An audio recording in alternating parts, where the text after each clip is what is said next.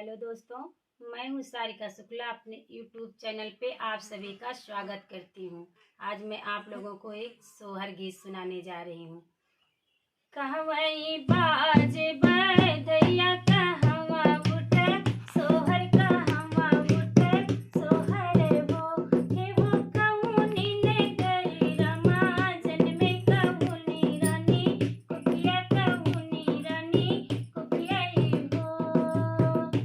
यही बाज बदैया मथुरा उठे सोहर मथुरा उठे सोहर वो या बदैया रमा जन्मे कौशल्या रानी कुकिया कौशल्या रानी कुकिया सखी के दुधवमा खायऊ रमनऊ हायऊ रमनऊ हायऊ वो पेट कपी तंबर लेवा थायो सिंहासन बई थायो सिंहासन बई थायऊ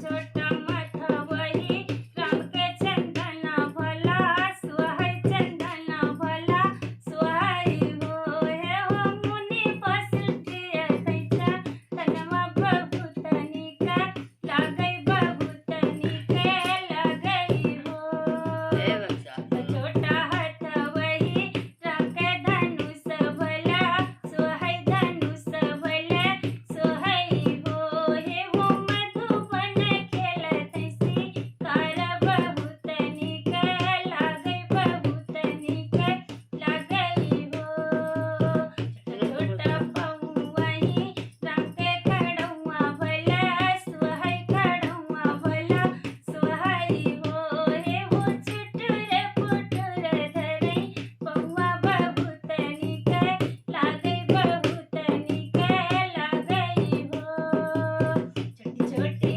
आँखियही राम के गजरा भला सोहई गजरा भला सोहई वो बुआ उनके दिया दिखा चलवाया गुड़िया भला डोलैया गुड़िया भला डोलई हो। इस गाने को सुनिएगा, लाइक शेयर, चैनल को सब्सक्राइब करिएगा। धन्यवाद।